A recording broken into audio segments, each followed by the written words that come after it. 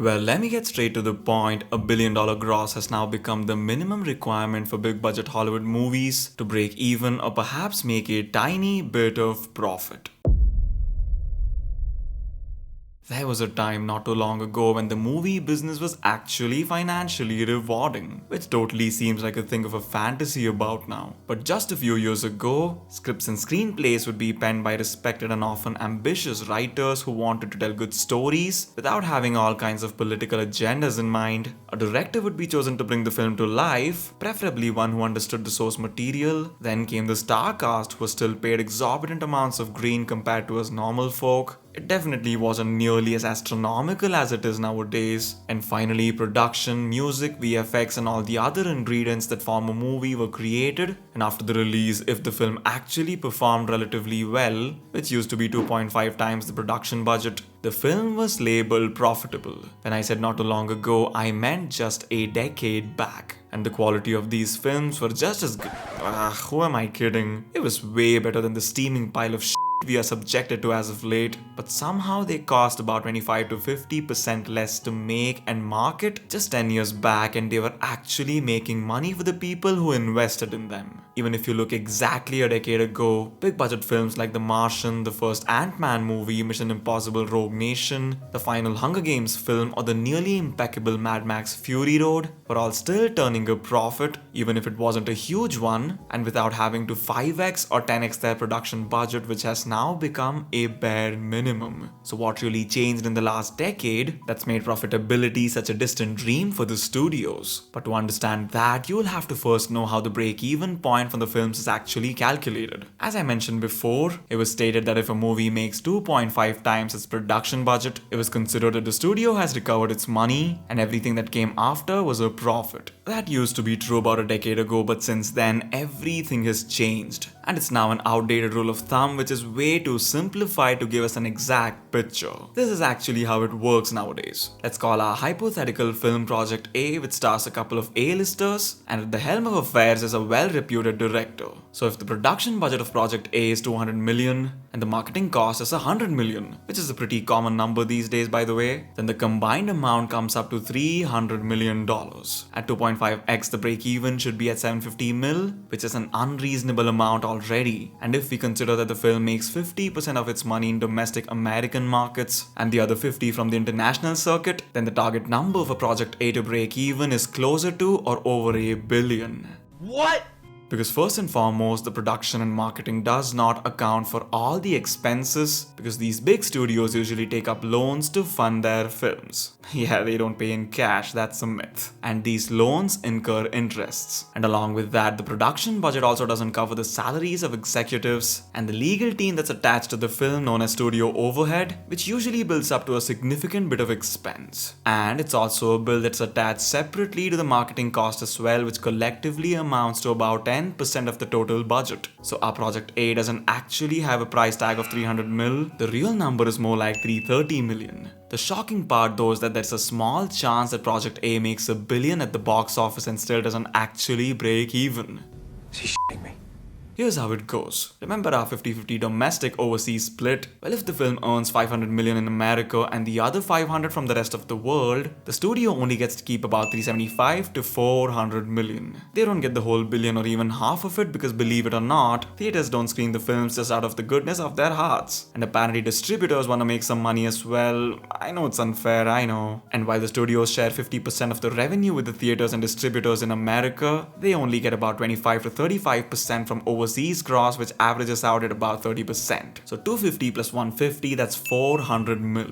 Oh, but it's not over yet because most A-list stars and top directors these days have huge back-end deals with studios, which is usually about 5 to 10% of the studio revenue. So even at a mid 8%, that's still 32 million out of the studio's pocket, which leaves them with about 368 million. And if we deduct 330 from 368, we are left with a grand total of $38 million. All that for a drop of blood.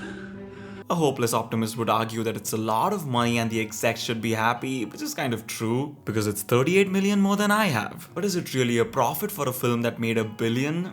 Not really, because there are low budget films with extremely good concepts, execution, and word of mouth, which are also making net profits in the same ballpark. Granted that there are few and far between, but hey, so are billion-dollar films. Except their profit is like 10 times the budget. Whereas these big studios who have a ton of operational costs are just making a profit between 10 to 12% of the film's total budget. The math just does not add up. Now there are exactly 4 big reasons why this has come to be. The economics of revenue sharing has always been pretty much the same, but the production and marketing costs, they've skyrocketed beyond the point of profitability. For example, the first Iron Man film had a production budget of about 140 million and a marketing price tag of 75 million. So they spent the money on important things rather than blowing all the cash on hiring superstars who might pull audiences to some degree, but are surely going to inflate the production cost to a point where profit becomes an impossibility. For instance, Iron Man 1's 140 million budget is only 29% more than RDJ's Avengers Doomsday salary of 100 million. How are the studios supposed to actually make any money? And as if that's not bad enough, all these back-end deals that stars are having with the studios is bleeding them further and further. It's almost tantamount to extortion at this point. On top of that, the marketing has become so extraordinarily expensive. The whole social media boom in the last few years has created perhaps too many different mediums, all of which are relevant and crucial, which has made promoting a film about twice as expensive. Remember our little Project Ace 100 million marketing budget? Well, that absolutely pales in comparison to what studios are actually spending to endorse their films. Which is why said films, despite making a good amount of money, are laying hopelessly on the field of failures. Remember how I said Mad Max Fury Road was slightly profitable? But that's because the film was received very well by the audiences, which meant the brand value itself skyrocketed. So even though it only made about 380 million at the box office, while having a total budget of about 290 mil, the home media sales over time have been estimated to have reached 200 million plus, 60% of which goes back to the studios, while the TV/streaming deals brought in another 80 million, and the merch sales are estimated to be between 10 and 15 mil, which meant the studios had life-saving 210 to 220 million come in after the theatrical run ended. But the rise of the streaming platforms has absolutely killed home media sales, which was clearly the biggest lifeline for films like Fury Road. And since every movie that comes out these days ends up on Netflix or Prime in 45 to 60 days tops, the theatrical run itself has taken a massive hit. People just know that they can hold out for a few weeks and watch the film at the comfort of their own homes while spending just $20 for the whole family, as opposed to $10 to $15 per ticket, which also gives them access to a massive library of films and other shows. So what even is the incentive to go to the cinemas at all? And no matter how much creators like Christopher Nolan push for a resurgence of home media, the unfortunate reality is that that ship has sailed. Here's a fun fact. Did you know that China was one of the biggest consumers of American films in the world not too long back? As unlikely as it seems in this day and age, people outside of the US, despite their gripes with the country and its policies, actually loved their films. Stars like The Rock, Jason Statham, and Chris Pratt built solid fan bases in China, which meant their films used to enjoy a long and healthy box office run in the country, which also generated a stupendous amount of revenue. So even if their films failed at the domestic level, they could always count on the international markets to save their ass. For example, 2 of The Rock's films, Skyscraper and Rampage, made more money in China than it did in his own country. And even markets like India and Russia were massive contributors to the revenue of franchises like MCU and Fast and Furious. Fast forward to today, Hollywood films are outright banned in Russia, and in China they're heavily censored to the point of incoherence, which means the already anemic industry is now bleeding profusely.